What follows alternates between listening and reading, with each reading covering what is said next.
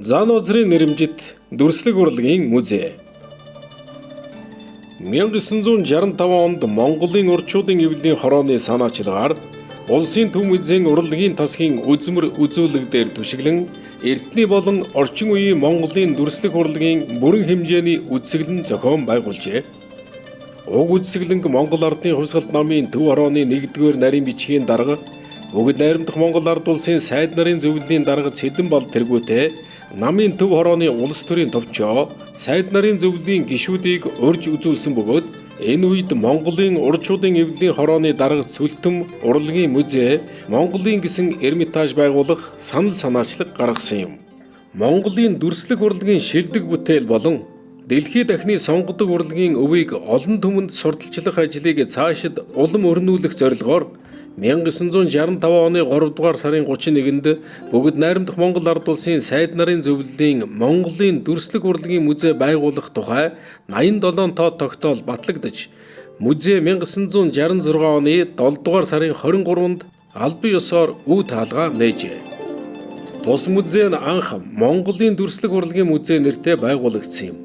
1972 онд сайд нарын зөвлөлийн тогтоолоор музей нэрийг дүрслэг урлагийн музей болгон өөрчилсөн бөгөөд 1995 онд Монголын төр шашин соёлын нэрт зүтгэлтэн Гомбодоржийн зан озрын алдрыг мөнхжүүлэх зорилгоор Менделснийх нь 360 жилийн ойг тохиолдуулан Монгол улсын засгийн газрын тогтоолоор музейг өндөр гэгээн зан озрын нэрэмжит болгосон төвхтэй. Монголын дүрслэг урлагийн музей байгуулагдсанаар уран сайхны музейн бие даасан шинэ төрөл бий болж Монголын дүрслэг урлагийн түүх, дүрслэг урлагийн шилдэг бүтээлүүд цаашлаад дэлхийн дүрслэг урлагийн сонгодог бүтээлүүдийг өөрийн орны ард түмэнд түгээн дэлгэрүүлэх, сурталчлах үйл ажиллагаагаа эхэлсэн юм. Энэ цаг үеэс хойш тус музей эртний урлаг ба орчин үеийн дүрслэг урлагийн хоёр танхимтай үйл ажиллагаагаа явуулж хуучин чулуун зэвсгийн үеэс эхлэн 20 дугаар зууны үеийн Монгол үндэстний үе үеийн оюун бэлэгт хүмүүсийн авиас чадвар, ур ухаанаа шингээж бүтээсэн дахин давтагдашгүй хосгүй үнэт бүтээлүүдийг хадгалан хамгаалж үзэгч олондоо сурталчлан түгээхийн зэрэгцээ дэлхийн улс үндэстний дүрслэг урлагийн баялаг өвийг танилцуулж ирсэн юм. Улмаар орчин үеийн дүрслэг урлагийн тасаг нь орчин үеийн уран зургийн галерей болж 1989 онд өрх тусгаарлсан билээ. Мөн 1973 онд үндэс суурин тавигдсан Монголын театрын музей 1991 онд тус музейгээс салбарлан гарсан юм. 1965 онд тус музей захиргаа үйлчилгээний 26 нэгж орон тоотой байсан бол өдгөө захиргаа аж ахуйн, эрдэм шинжилгээ, судалгаа, сан хөмөргийн гадаад харилцаа, олон нийтэд харилцах хэлтс гэсэн 3 нэгж 32 орон тоотойгоор дүрслэг урлагийг олон түмэнд сурталчлах ажлыг улам дэлгэрүүлэн өрнүүлэх зорилгоор ажиллаж байна.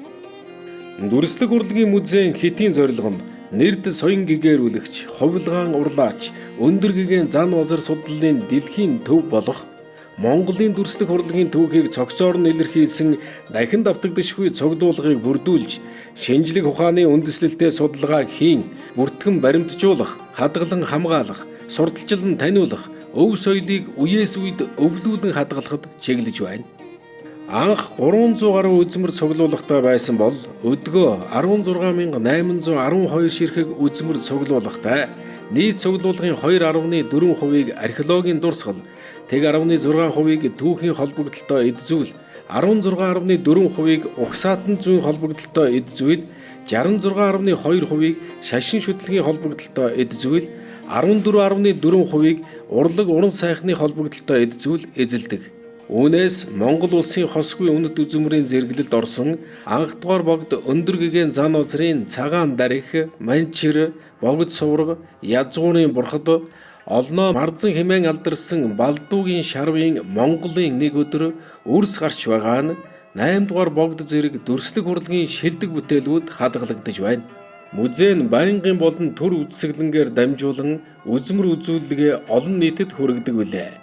Музейн байнгын үзүүлэлт цуглуулгын нийт 17.3%-ийг Монголын хуучин чулуун зэвсэг, хадны зураг, хүрэл зэвсэг, Монгол нутагт оршин тогтнож байсан эртний төр тулсуудын түүх, археологийн дурсгал, уламжлалт ардын гар урлал, Өндөргийн зан улсрын мотрын бүтээл болон түүний дэг сургуулийн хийц 16-аас 20 дугаар зууны эхэн үеийн дүрслэг урлагийн хосгүй үнэт бүтээлүүдээр төрөлжүүлэн орчин үеийн дижитал техник технологиг нэвтрүүлэн олон нийтэд үзүүлж байна.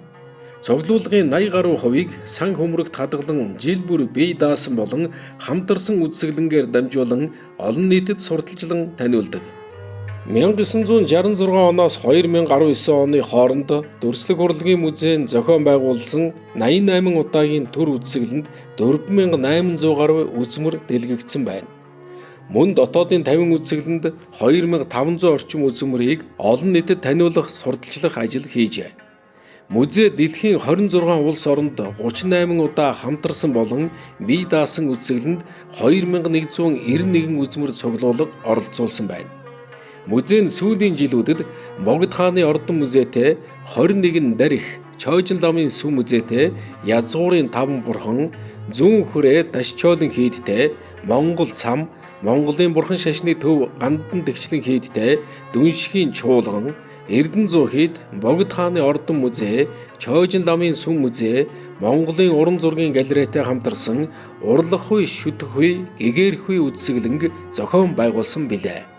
Энэхүү үзэсгэлэнгээр Монголын дүрслэг урлагийн нандин сор бүтээлүүдийг 47 хоногт 5322 үзэгчдэд хүргэсэн. Музей дотоод гадаадын эрдэмтэн судлаач нартай нээлттэй хамтран ажилладаг бөгөөд эрдэм шинжилгээ судалгааны чиглэлээр урлагт мөнхөрсөн зан улсрын 5 дүр, ач авралт охин тэнгэрүүд ба дарих, очирт айлган үйлдэгч, эрдэнэ болсон 3 сахиус, бурхтын хот мандал, нууцын эзэн, догштын аврал, Дали Пикассо,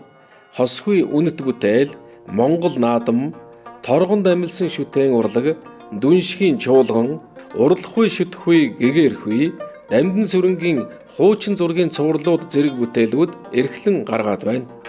Зан улсрын нэрэмжит дүрслэг урлагийн музей нь олон төрлийн дүрслэг урлагийн боловсролын хөтөлбөрийг явуулдаг бөгөөд үүнд хайрцагдах музей, барлах урлаг, Монголын нэг өдөр, соёмбо, бяцхан археологч, бяцхан урлаг судлаач,